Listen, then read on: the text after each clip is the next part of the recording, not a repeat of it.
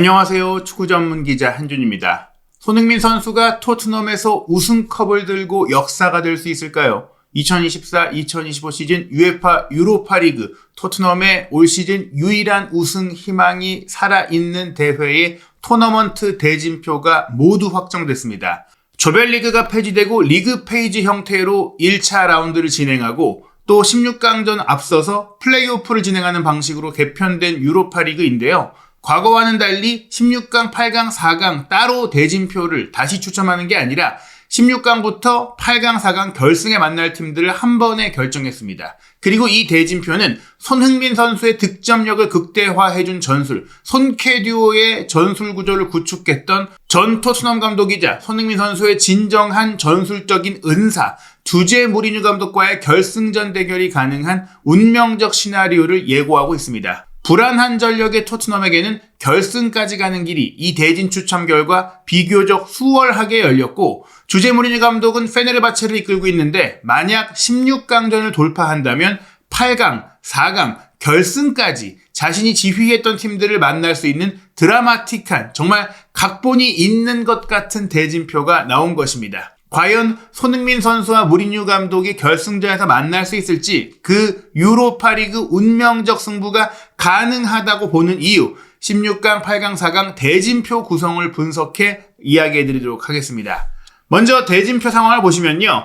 토트넘 허스퍼는 네덜란드 클럽 아제트 알크마르와 16강에서 만납니다. 이미 리그 페이지에서 만나서 충분히 좋은 결과를 냈던 팀이기 때문에 이 경기 부담스럽지 않고요. 이 경기를 이길 경우 8강전에서는 네덜란드의 강호 아약스, 독일의 강호 프랑크푸르트의 경기 승자를 만나긴 하지만 이 두 팀이 서로 간의 경기에서 꽤 많은 출혈이 있을 수 있는 데다가 특히 이번 대회 우승 후보로 꼽히는 프랑크푸르트 같은 경우에는 1월 겨울 이적 시장에 중요한 전력 타격이 있었죠. 그리고 만약 토트넘이 이 경기까지 넘어 4강에 올라갈 경우 리그 페이지에서 최고의 경기력을 보여줬던 라치오를 만날 가능성이 있어요. 보데글림트와 올림피아코스의 승자가 8강에 올라오고 빅토리아 풀젠과 라치오의 승자가 8강에 올라오는데 객관적인 전력상 라치오가 풀젠을 가볍게 이길 거라고 보고 또 8강에서도 올림피아코스나 보데글림트 그리 부담스럽지 않은 상대라고 볼 수 있겠죠. 물론 보데글림트가 최근 유럽 대항전에서 굉장한 돌풍을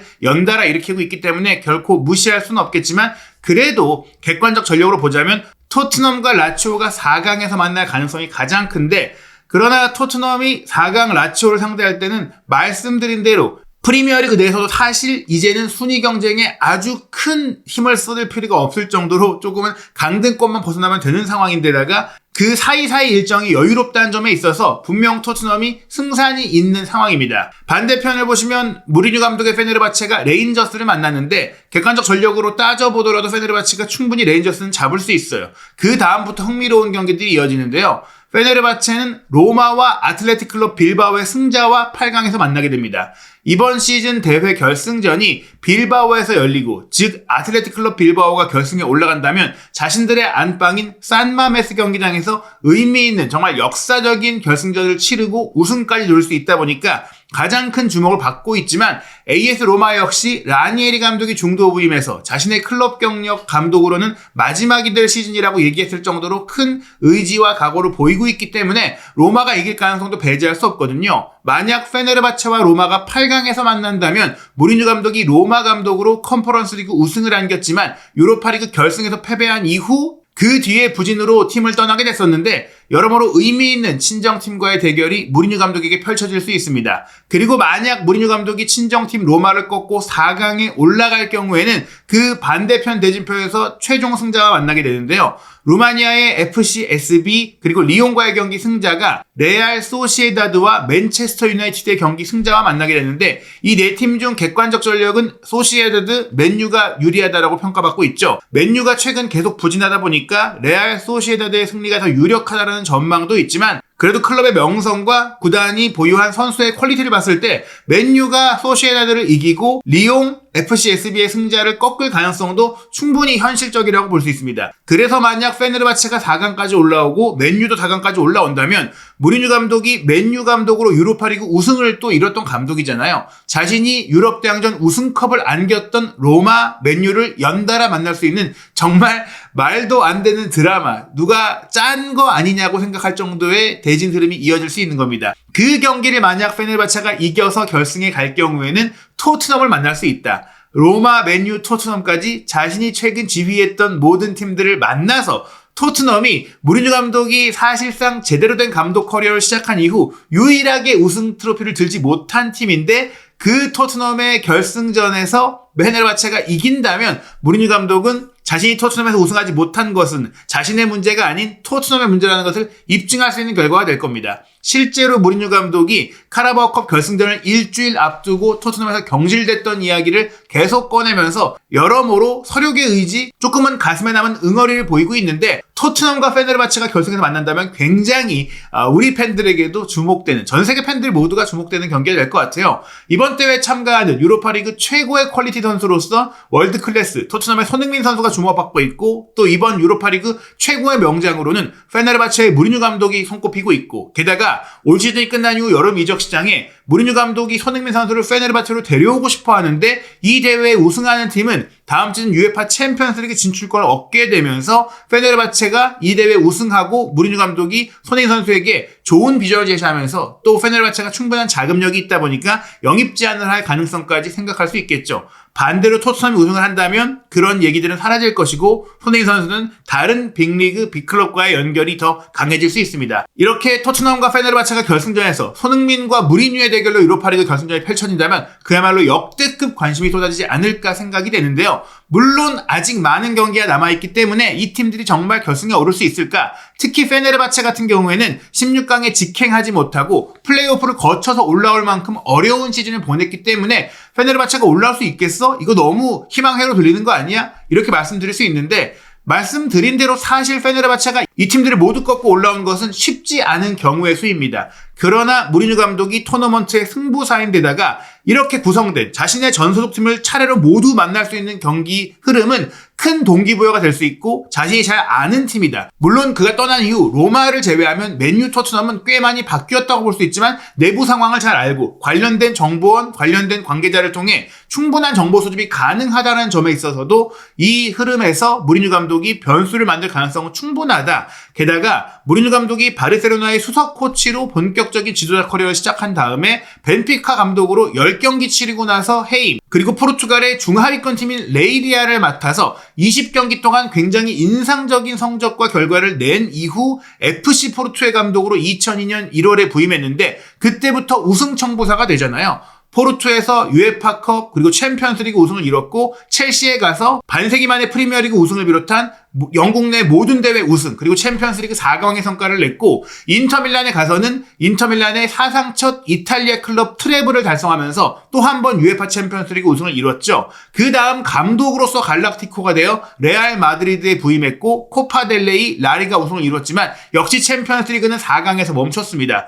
그 뒤 해임된 이후 첼시로 돌아가서 첼시 2기로도 프리미어리그 우승을 이루었는데 이때까지만 하더라도 세계적 명장으로 평가를 받다가 맨유 감독으로 간 이후 자신의 전성시대가 열린 이후 첫 실패를 겪게 되죠. 유로파리그 우승 그리고 프리미어리그 2위를 차지하긴 했지만 프리미어리그에서 과르디올라 감독과의 경쟁에서 크게 밀리는 모습 보였는데요. 그 다음 토트넘 감독으로 부임했을 때는 포르투 감독 시절 이후 처음으로 무관으로 팀을 떠나게 됩니다. 하지만 AS 로마 감독으로 부임해서 말씀드린 컨퍼런스 리그 우승 또 유로파리그 결승 진출을 통해 자신이 아직 죽지 않았다는 것을 보여줬는데요. 하지만 결국 말씀드린 유로파리그 결승전 패배 이후 팀 전체가 흔들리기도 했고 결국 페네르바체의 2024년 여름 부임하면서 어찌 보면 본인이 포르투 감독으로 시작한 이후 가장 리그 레벨이나 팀의 수준이 떨어지는 팀을 맡게 됐지만 페네르바체가 막대한 투자를 통해 무리뉴 감독과 함께 챔피언스리그 우승을 노릴 수 있는 그런 전력을 구축하기 위해 지원하고 있기 때문에 이 유로파리그 우승을 이루고 다음 시즌 챔피언스리그 진출권을 얻는다면 충분히 무리뉴 감독이 자신의 커리어 말기, 황혼기에 또 한 번의 역사를 만들 수 있다.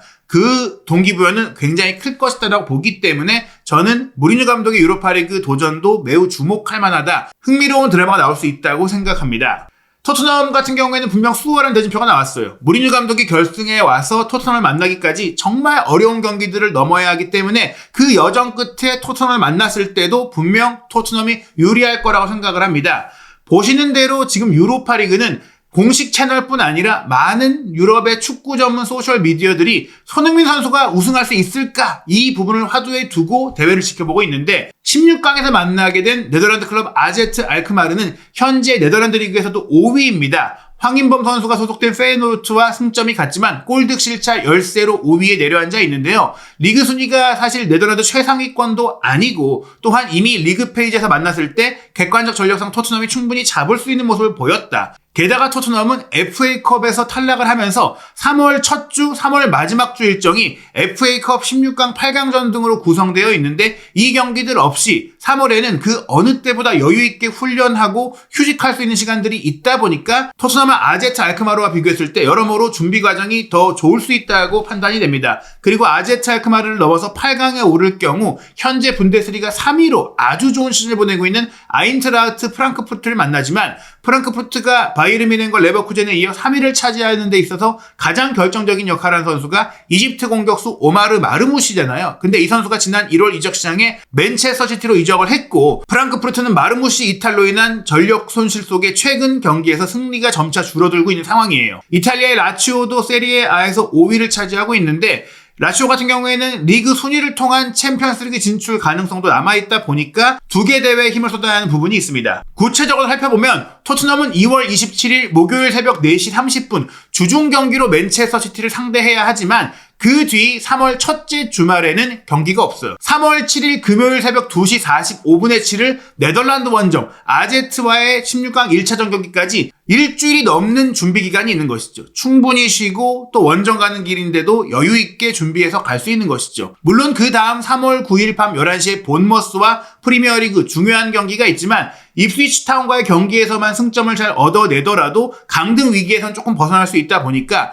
토트넘은 이 경기에 최전력을 쏟기보다는 아제트 알크마르와 3월 14일 금요일 새벽 5시 유로파리그 16강 2차전에 더 집중할 수 있는 경기가 되겠죠. 그 다음 3월 16일 일요일 밤 10시 30분에 풀럼과 프리미어리그 원정 경기가 이어지긴 하는데요. 이야기 드린 대로 3월 마지막 주에 있을 주말 경기도 FA컵 일정이 잡혀있다 보니까 토트넘은 풀럼전 이후 4월까지 경기 일정이 없습니다. 이 얘기는 3월에 재개되는 A매치 일정의 타격이 크지 않다. 그 경기 이후의 체력 회복에 충분한 시간이 있다. 4월에 다시 유로파리그 8강 일정이 진행된다고 하더라도 선수들이 A매치 데이를 소화하고 나서 충분히 회복할 시간을 갖고 준비할 수 있다는 것이고 손흥민 선수 같은 경우도 3월 A매치에 소집이 된다고 하더라도 이번에는 한국에 오고 중동을 또 왔다 갔다 해야 되는 역시차의 문제를 겪지 않고 그냥 한국에만 쭉 가서 두 경기 치르고 또 월드컵 본선 진출을 확정해 놓고 아예 휴가까지 보내면서 돌아올 수 있는 그런 상황이 될 수 있다. 그 어느 때보다 많은 리프레시가 가능한 일정이라는 거예요. 3월 20일 목요일 밤 8시 오만전, 3월 25일 화요일 밤 8시 요르단전 모두 서울 월드컵 경기장에서 열린다는 얘기가 있는데 둘 중 한 경기를 지방에서 치른다 하더라도 큰 체력적인 피로가 따르지 않을 것이고 또 3월 A매치 기간에 홍명보 감독도 굳이 본선 진출을 확정할 수 있는 경기가 되고 게다가 추가적인 선수를 또 점검하는 데 목표를 두고 손흥민 선수를 두 경기 모두 풀타임으로 기용하지 않을 가능성이 높기 때문에 손흥민 선수가 4월 달에 최상의 컨디션으로 여느 때와 다른 시즌 막판에 더 좋은 컨디션으로 임할 수 있다면 8강까지도 토트넘이 좋은 경기력 오히려 끌어올릴 수 있다. 다른 팀들의 에이스가 지칠 때 토트넘의 에이스 손흥민 선수는 풀핏으로 나설 수 있다는 겁니다. 말씀드린 대로 프랑크푸르트 같은 경우에는 오마르 마르무시가 올 시즌 분데스리가 17경기 15득점 9도움으로 미친 활약을 펼쳤지만 이 선수가 맨시티로 이적한 이후 최근 5경기에서 프랑크푸르트가 승리한 것은 강등권에 머물러 있는 홀슈타인 킬과의 최근 리그 홈 경기 3대1 승리뿐입니다. 호펜하임과 원정 2대2로 비겼고 유로파리그 리그 페이지 마지막 경기도 로마 원정 0대2로 완패를 당했어요.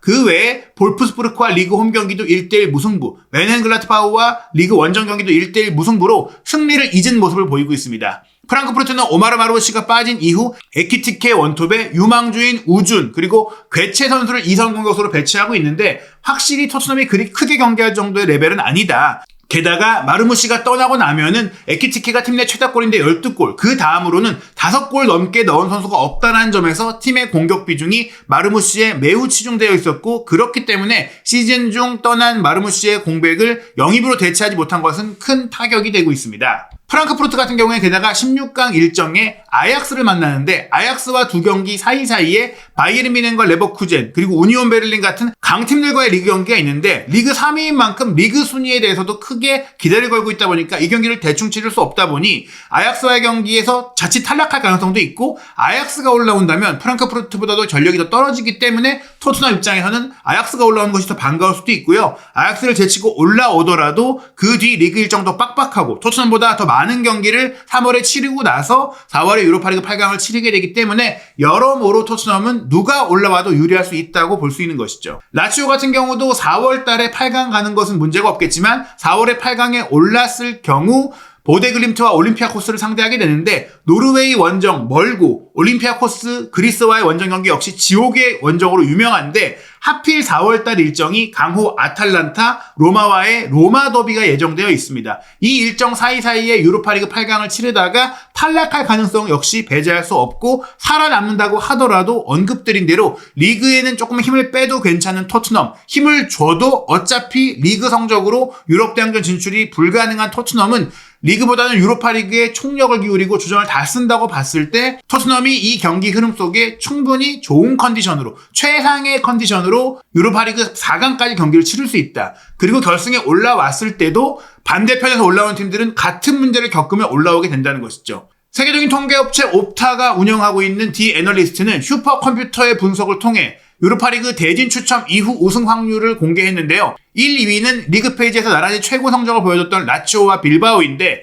대진표상으로 라치오가 유리하다라는 평가 속에 우승 확률 20%, 둘의 차이가 0.3%에 불과했지만 빌바오는 어려운 대진표를 만나게 되면서 13.2%로 떨어졌고, 토트넘은 12.9%로 빌바오에 비해 훨씬 낮았지만 똑같은 13.2%가 되면서 우승 확률 공동 2위가 된 것입니다. 그 뒤 로마, 맨유, 리옹 등이 있고, 페네르바체는 16강 16개 팀 중에 우승 가능성이 10위, 5.1%에 불과한 확률이긴 한데, 무리뉴 감독이라는 변수가 있기 때문에 토트넘과 페네르바체 결승 대결도 충분히 가능하다. 페네르바체 같은 경우에는 자신들보다 우승 확률이 낮은 레인저스를 16강에 만나고, 그 뒤에 무리뉴 감독이 정말 자신의 전 소속팀인 로마, 맨유 이 팀들을 만난다면 우승 확률이 4, 5위권인 팀을 꺾고 올라오는 것이기 때문에 충분히 가능성이 있다고 할 수 있습니다.